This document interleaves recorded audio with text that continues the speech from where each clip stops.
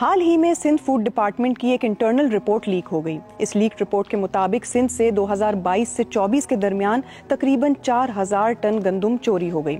اب سوال یہ بھی اٹھتا ہے کہ 4000 ٹن گندم چوری کیسے کی جاتی ہے، اس کو مختلف مقامات تک کیسے پہنچایا جاتا ہے، اور ساتھ میں یہ بھی کہ اس میں اسمگلنگ کا ایلیمنٹ کتنا ہے۔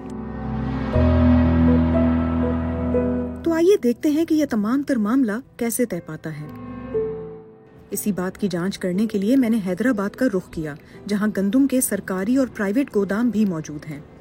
سندھ فوڈ ڈپارٹمنٹ کے ایک افسر نے بتایا کہ 4000 ٹن گندم تقریباً 3,79,000 بوریاں بنتی ہیں، جس کو یکجا کرنے کے لیے ایسے کئی گوداموں کی ضرورت پڑے گی۔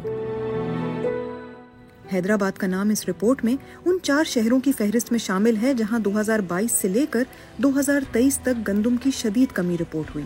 ان علاقوں میں شہید بے نظیر آباد، حیدرآباد، سکھر اور لاڑکانہ شامل ہیں۔ اب جب ادارے نے انکوائری کا حکم دیا تو پتہ چلا کہ چوری ادارے کے اندر سے ہی ہوئی تھی۔ حیدرآباد کے اس گودام میں میری ملاقات چکی کے مالک سے ہوئی، جنہوں نے بتایا کہ چوری ہونے والی گندم سے انہیں خاصا نقصان ہوتا ہے۔ اگر جب گندم کی شارٹیج جب زیادہ ہو جاتی ہے تو پھر جب گندم بالکل ہی مارکیٹ میں اویلیبل نہیں ہوتی تو ہم پھر اپنی فیکٹری کو، جو ہماری روز کی تقریباً 150 سے 200 بوری 100 کلو والی ہم گندم کی جو گرائنڈنگ کرتے ہیں، اس کو ہم کیپیسٹی پہ لے آتے ہیں 50 بوری 40 بوری 60 بوری جتنی مارکیٹ میں گندم اویلیبل ہے، جس کی وجہ سے آٹے کی سپلائی اینڈ ڈیمانڈ متشدد قسم کی متاثر ہوتی ہے اور آٹے کے ریٹ بڑھنا شروع ہو جاتے ہیں۔ اب اگر بات کریں اس لیک ہونے والی رپورٹ کی، تو سندھ فوڈ ڈپارٹمنٹ نے اس رپورٹ کی تصدیق کرتے ہوئے بتایا ہے کہ یہ گندم نہ صرف چوری کی گئی بلکہ اسے خراب ظاہر کر کے مارکیٹ میں مہنگے داموں بیچا بھی گیا۔ اگر یہ رپورٹ تیار ہو گئی ہے تو کیا اس پر اب تک کوئی کارروائی کی گئی ہے؟ صوبائی فوڈ منسٹر جام خان شوروں سے میں نے یہی سوال پوچھا۔ اسسمنٹ کمیٹی کی رپورٹ آنی ہے ہمارے پاس، کتنی ڈیمیج ہوئی ہے، کتنا ان لوگوں نے جھوٹ بولا ہے یا انہوں نے گندم غائب کی ہے، اس کے اوپر ایکشن لیا جائے گا۔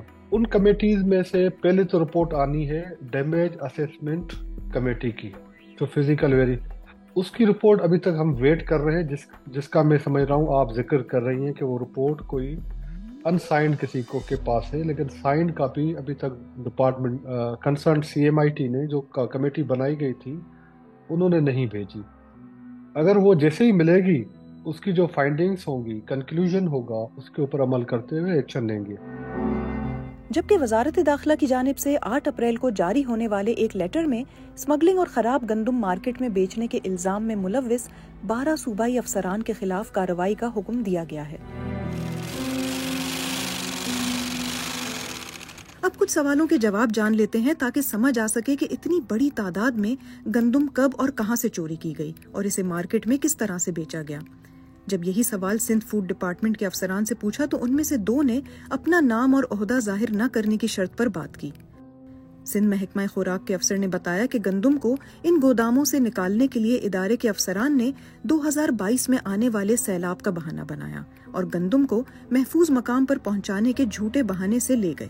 ایک سے دوسری جگہ منتقل کرنے کے لیے گندم کی بوری کو بجری کی بوری ثابت کیا گیا، جس کے لیے انہی گندم کی بوریوں میں اوپر سے مٹی اور بجری ڈالی گئی۔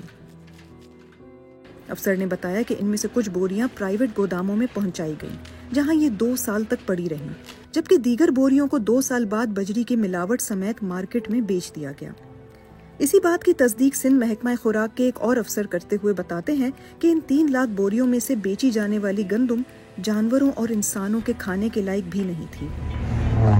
سندھ محکمہ خوراک سے جڑے افسران ہوں یا کراچی کے کاروباری حلقے سے جڑے افراد، سب اس بات کی تصدیق کرتے ہیں کہ سندھ سے چوری ہونے والی گندم بلوچستان کے راستے افغانستان بھی پہنچائی گئی ہے۔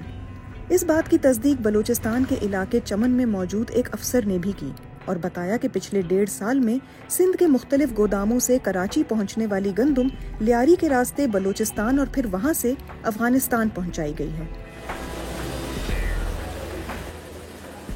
اب گندم کو چوری ہونے سے کیسے بچایا جائے؟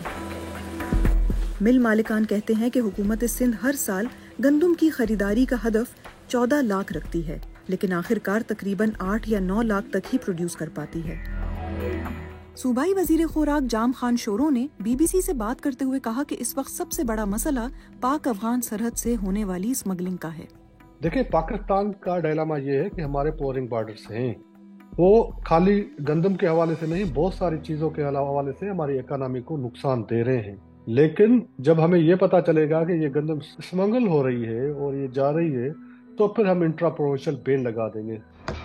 पाकिस्तान जैसे मुल्क में जहां पहले से ही गंदम का हर दूसरे साल मसला पैदा होता है, वहां मिल मालिकान का कहना है कि गंदम की चोरी जैसे वाकयात को रोकना एक अशद जरूरत है।